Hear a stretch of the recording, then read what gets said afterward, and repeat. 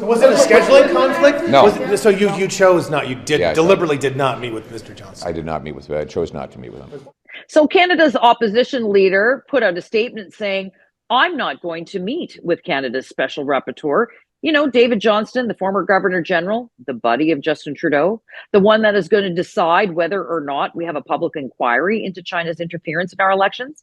Hello, I'm Adrienne Batra. With me are Brian Lilley and Fraser MacDonald. Let's have a look at what Pierre Poilievre had to say. He is Justin Trudeau's ski buddy, his cottage neighbor, his family friend, and a member of the Trudeau Foundation, which got $140,000 from Beijing.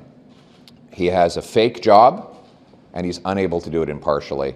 He needs to simply hand it over and allow an independent public inquiry into Beijing's interference. Brian, I think that there may be a little bit of frustration there, a little bit of anger from Pierre Poilievre. And of course, the Trudeauans are going to say, look at this guy, he won't even meet with anybody.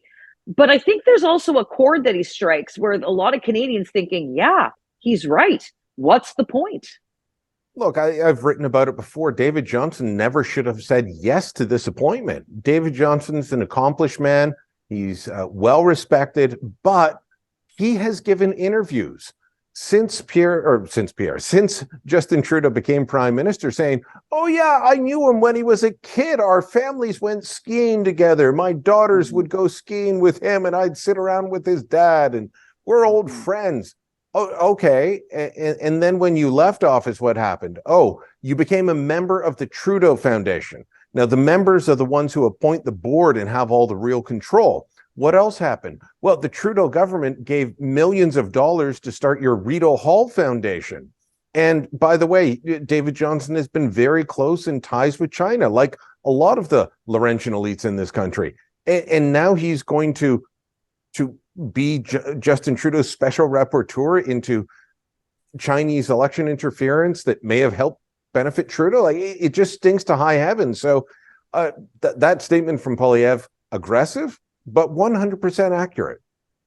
Fraser, a lot of the Liberals will point to the fact that it was Prime Minister Stephen Harper that appointed David Johnston as Canada's Governor General. So, you know, he sort of splits bipartisan down the partisan lines. But when you actually start digging into it, as Brian has and others have talked about and exposed, the relationship with Mr. Johnston and Trudeau is a little too close for comfort. And this is arguably the one scandal, China's interference into our elections and what Trudeau knew and didn't know, or what he was willing to say, or what wouldn't say, is the one scandal that seems to be resonating and shall we say, sticking to Justin Trudeau. Yeah, look, I'm a lawyer, and one of the things we talk about in the legal world, and I think applies equally here, is it's not just about avoiding conflicts, it's about avoiding the perception of conflict. And things like this need to be above even the perception of conflict. Very clearly here, anything less than a full public inquiry is not good enough for Canadians and not good enough for the truth. And I actually think by virtue of this cozy relationship and cottage and skiing buddies type of thing that Johnston's got with Trudeau, it actually puts more pressure on him to call for a public inquiry because his credibility is on the line. Mm-hmm. Brian, last word to you. Let's look at both sort of suppositions. Say he does go ahead and say, yes, there is too much information here that we don't know and that Canadians need to understand and appreciate about foreign interference into our elections. We need the public inquiry. And now let's look at the flip side. Okay, he says, no way, we're good. CSIS has all their information. Canada elections is secure, et cetera, et cetera. Play out both scenarios for me. Well, like I agree with Fraser. I don't know how he doesn't come not only with a recommendation for a full public inquiry, but a very strong one. Johnston's also, you know, people have pointed out that Stephen Harper appointed him as Governor General. Well, Stephen Harper also appointed him to come up with the terms of reference in the Mulroney-Schreiber Oliphant Commission. That was a public inquiry, and he's faced criticism in all corners for not being hard enough there. So I think he's under incredible pressure to basically give a full autopsy on what's been going on in the government.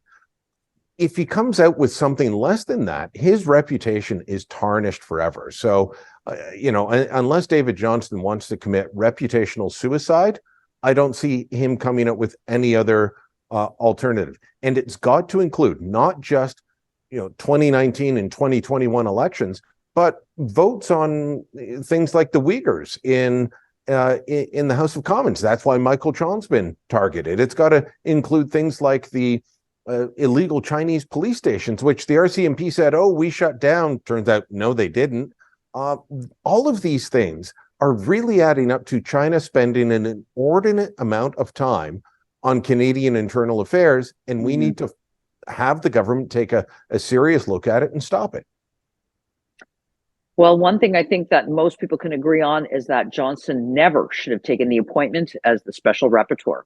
Log on to Facebook and Twitter. Let us know what you think, and go to thetorontosun.com. You're going to find information on stories like this and other coverage you will not find anywhere else.